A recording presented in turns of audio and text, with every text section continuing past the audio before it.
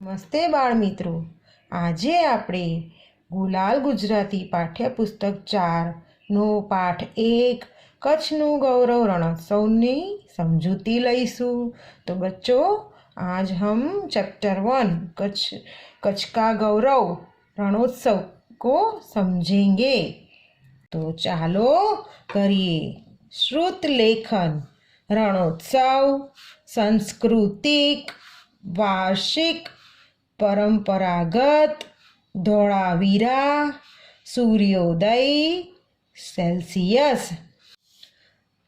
दूर दूर सुधी ज्यां नजर करो ત્યાં માત્ર સફેદ રણ જ દેખાય।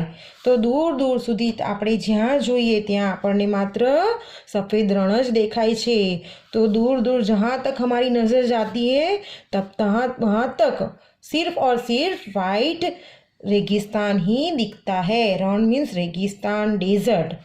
ना कोई माणस ना कोई प्राणी। तो तमने कोई माणस भी ना जोवा मळे कि ना कोई जानवर भी जोवा मळे, कोई प्राणी भी न जोवा मळे। तो वहाँ पे कोई आपको माणस मीन्स मनुष्य भी नहीं दिखेगा, कोई प्राणी भी नहीं दिखेगा। हाँ बाळको, आ छे गुजरातનું सफेद रण। तो बाळको, आ कई जग्या छे? तो गुजरातનું सफेद रण। तो बच्चों, ये यहाँ कौन सी जगह है? तो गुजरात का वाइट डेजर्ट। रण मीन्स डेजर्ट, रेगिस्तान। कोई समय आ स्थले समुद्र हतो। तो एक टाइम पे यहाँ पे क्या था? समुद्र, ओशन था। घणा कारणोथी समुद्रનું पाणी सुकाई गयुं અને તે સ્થાન એક ખારા અને સફેદ રણમાં બદલાઈ ગયું। તો અમુક કારણોથી સમુદ્રનું પાણી સુકાઈ ગયું અને તે સ્થાન એક ખારા એટલે મીઠા જેવું ખારું, સોલ્ટી। તો તે સ્થાન એક ખારા અને સફેદ રણમાં બદલાઈ ગયું। तो कई कारण से समुद्र का पानी सूख गया और उस जगह पे एक सॉल्टी और वाइट डेजर्ट बन गया। वो जगह सॉल्टी और वाइट डेजर्ट में बदल गई। જ્યારથી અહીં રણોત્સવની શરૂઆત થઈ છે ત્યારથી આની આખી છબી બદલાઈ ગઈ છે।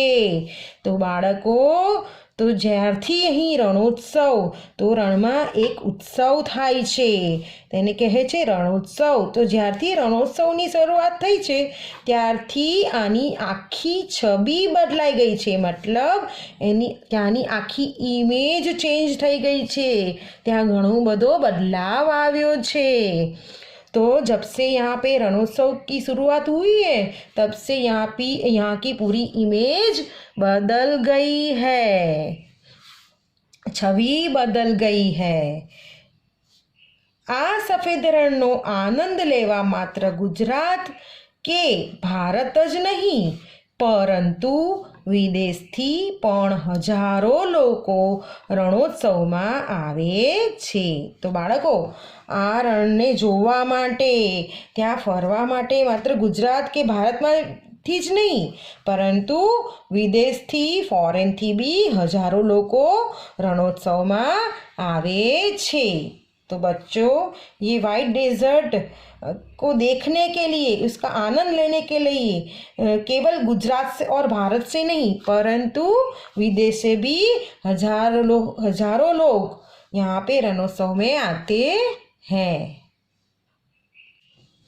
કચ્છના રણમાં વર્ષ 2005થી ઉજવાતો આ ઉત્સવ એક વાર્ષિક, સાંસ્કૃતિક અને કલાત્મક ઉત્સવ છે।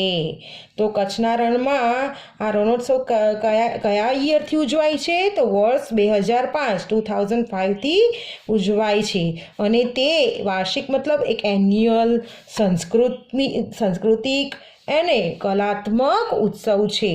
તો बच्चों, ये उत्सव, रणोत्सव कच्छ के रण में, डेजर्ट में कौन से ईयर से चालू हुआ है? तो 2005 से। तो यहाँ पे 2005 से ये जो कच्छ का रणोत्सव चालू हुआ है उसमें वह क्या है, तो एक एनुअल, एक सांस्कृतिक और एक कलात्मक उत्सव है।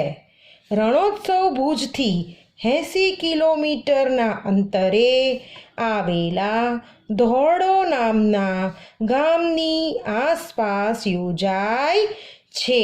તો રણોત્સવ ક્યાં ઉજવાય છે, तो रणोत्सव भुज जो एक सिटी है उससे 80 किलोमीटर ना डिस्टन्स पर आवेला धोरडो नामना गामनी आसपास योजाय छे। तो रणोत्सव का आयोजन कहाँ पे होता है, तो रणोत्सव का आयोजन भुज सिटी से 80 किलोमीटर के डिस्टेंस पे आया हुआ एक गांव है धोरडो, जिसका नाम है, उसके आसपास उसका आयोजन होता है। आनु आयोजन गुजरात पर्यटक विभाग द्वारा नवेम्बर थी फेब्रुआरी सुधी थाय छे। तो रणोत्सवનું આયોજન કોણ કરે છે, તો ગુજરાત પર્યટક વિભાગ કરે છે। અને કયા મહિનામાં થાય છે, તો નવેમ્બરથી ફેબ્રુઆરી સુધીના મહિનામાં થાય છે। तो इसका आयोजन, रणोत्सव का आयोजन कौन करता है, तो गुजरात पर्यटक विभाग करता है। और कौन से मंथ में, तो नवंबर से फरवरी के बीच में उसको तब तक होता है। नवंबर से चालू होता है और फरवरी तक होता है। सामान्य रीते उनाळामां અહીં તાપમાન 45 થી 50 ડિગ્રી કે તેનાથી પણ વધી જાય છે। તો સામાન્ય રીતે મતલબ જનરલી સમર, ઉનાળામાં એટલે સમરમાં અહીંનું તાપમાન કેટલું હોય છે, તો 45 થી 50 ડિગ્રી કે તેનાથી પણ વધારે હોય છે। तो जनरली समर में यहाँ पे तापमान 45 से 50 डिग्री के उससे भी ज़्यादा होता है। એટલા માટે શિયાળો શરૂ થતાં જ રણોત્સવનું આયોજન થાય છે।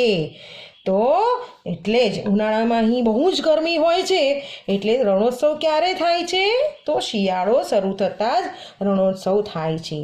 तो बच्चों, समर में यहाँ पे बहुत ही ज़्यादा गर्मी होती है, इसीलिए रणोत्सव कब होता है, कौन सी सीज़न में होता है, तो जब विंटर चालू होता है तब रणोत्सव का आयोजन होता है। કચ્છનું રણ એટલા માટે સફેદ છે કારણ કે એના ઉપરની સપાટી પર મીઠું છે। તો બાળકો, તમને ખબર છે કચ્છનું રણ કેમ સફેદ છે, તો કારણ કે એની ઉપરની સપાટી પર, એની સરફેસ ઉપર મીઠું છે। મીઠું કેવું હોય, સફેદ હોય। तो बच्चों, पता है कच्छ का रेगिस्तान क्यों सफ़ेद है, वाइट है, क्योंकि उसकी सरफेस पर क्या है, नमक है, और नमक कैसा होता है, वाइट, सफ़ेद। आ मीठू જ્યારે ચમકાય છે ત્યારે આ સफ़ेद रण बनी जाए छे। तो क्या होता है, जब ये नमक चमकता है तब हमें ये क्या हो जाता है, सफ़ेद रेगिस्तान बन जाता है। तो बाळको, જ્યારે આ મીઠું ચમકે છે ત્યારે આ રણ સફેદ બની જાય છે। તો ખાસ કરીને અહીંનો અદ્ભુત નજારો સૂર્યોદય અથવા સૂર્યાસ્ત સમયે દેખાય છે। તેટલા જ માટે ખાસ કરીને અહીંનો અદ્ભુત नज़ारो, मतलब यहाँ का ये अद्भुत नज़ारा कब हमें देखने को मिलता है, तो सनराइज और सनसेट के टाइम पे दिखता है। અહીં ચાંદની રાતમાં સફેદ રણને જોવું તે જીવનનો સૌથી સુંદર અનુભવ ગણાઈ શકે છે। તો સૌથી સુંદર અનુભવ શું છે અહીં, તો તમે ચાંદની રાતમાં તમે ત્યાં જાઓ સફેદ રણમાં, અને તમને જે સફેદ રણ દેખાય છે તે એટલું સુંદર હોય છે કે તે તમારા જીવનનો સૌથી સુંદર અનુભવ ગણાઈ શકે છે। तो बच्चों, यहाँ का सबसे दिल को छूने वाला एक्सपीरियंस क्या है, सुंदर एक्सपीरियंस क्या है, अनुभव? तो जब आप चांदनी रात पे वहाँ पे जाओगे, चांदनी रात में वहाँ पे जाओगे वाइट डेजर्ट में, और आप वाइट डेजर्ट को देखोगे तो आपको इतना मज़ा आएगा कि इतना अच्छा लगता है कि आपको वो जो एक्सपीरियंस है वो आपके जीवन का सबसे सुंदर एक्सपीरियंस आप गिन पाओगे। દ્રશ્ય એવું હોય કે માનો તમે પૃથ્વી પર નહીં ચંદ્ર પર ઊભા છો। તો એ દ્રશ્ય એ તમે જોવો છો, એ દ્રશ્ય એવું લાગે છે કે જાણે તમે પૃથ્વી પર નહીં પણ ચંદ્ર પર ઊભા છો। કેમ? કે ચંદ્ર વાઇટ દેખાય છે ને, એટલા માટે। तो वो सीन ऐसा दिखता है जैसे कि आपको ऐसा लगता है कि आप पृथ्वी पे नहीं हैं, आप चंद्र पे हो, मून पे हो। रण उत्सवना स्थले टेंट सिटी पण लगावाय छे। तो रण उत्सव में क्या होता है, वहाँ पे रण उत्सव में वह प्लेस पे टेंट सिटी वो लोग बनाते हैं। टेंट सिटी में रहवा माटे तंबुओनी व्यवस्था होय छे, जेमा कोई पण पर्यटक भाड़ू आपीने रही सके छे। तो टेंट सिटी में क्या प्रबंध होता है, क्या होता है? तो टेंट की व्यवस्था होती है, टेंट बनाए हुए होते हैं जिसमें कोई भी विजिटर रेंट दे के रह सकता है। અહીં જો વડાપ્રધાન આવે તો તેમના માટે બુલેટ પ્રૂફ તંબુની વ્યવસ્થા પણ કરવામાં આવી છે। ઓર અહીં જો વડાપ્રધાન આવે આપણા વિઝિટ કરવા તો તેમના માટે સ્પેશિયલ બુલેટ પ્રૂફ તંબુ, બુલેટ પ્રૂફ ટેન્ટ ની भी व्यवस्था करवामा आवी छे। तो बच्चों, अगर वडाप्रधान अपने इंडिया के वडाप्रधान यहाँ पे आएंगे विजिट करने के लिए तो उनके लिए भी स्पेशल बुलेट प्रूफ तंबू टेंट की व्यवस्था की जाती है, की गई है। टेंट सिटी में आवनार मुलाकातीओ कच्छना परंपरागत घरों में जेने भूंगा कहेवामां आवे छे तेमां पण रही शके छे। तो टेंट सिटी में बाळको एकला टेंट ज नथी होता पण कच्छना ट्रेडिशनल हाउस जेने भूंगा कहेवाय छे ते बी बनावेला होय छे। तो टेंट सिटी में आवनार मुलाकातीओ विजिटर्स जो एमने कच्छना परंपरागत घरों भूंगा में रहेवुं होय तो बी ते लोको रही शके छे तेमां। तो टेंट सिटी में आने वाले विजिटर्स को अगर कच्छ के परंपरागत घर, कच्छ के ट्रेडिशनल हाउसेस जिसको भूंगा बोलते हैं, उसमें रहना हो तो वे लोग उसमें भी रह सकते हैं। टेंट में लोको माटे जात जातनी सुविधाओं होय छे। सुविधाओं मतलब फैसिलिटीज। तो टेंट में लोगों के लिए डिफरेंट फैसिलिटीज होती है। रण उत्सव में मात्र सफेद रण ज नहीं परंतु कच्छनी संस्कृति नजीकथी जोवा जाणवा अने समझवानो अवसर पण मळे छे। तो बाळको आपणे कोई भी जग्याए विजिट करीए, आपणा सिटीथी दूर जईए, बहारगाम जईए तो आपणने ते जग्यानी अलग आपणा करता तेनी संस्कृति अलग होय, तेना ट्रेडिशन्स अलग होय तो ए आपणे जाणवानो बहु ज मजा पड़े छे ने। तो तेवी ज रीते रण उत्सवमां आपणे खाली सफेद रण ज नहीं परंतु कच्छनी संस्कृति नजीकथी आपणे नजीकथी जाणवा जोवा अने समझवानोनी तक मळे छे। तो रण उत्सव में सिर्फ वाइट डेजर्ट ही नहीं, सफ़ेद रेगिस्तान नहीं, पर कच्छ की संस्कृति को हम नज़दीक से देख सके, उसको जान सके और समझ सके, ऐसा मौका भी हमें मिलता है। पर्यटकों कच्छनु भोजन, तंबूमां रहवानुं, ऊंटगाड़ीमां बेसवानुं, सांजना समये बोनफायरनी साथे बेसी कच्छना कारीगरोनुं काम जोवानो आनंद लई शके छे।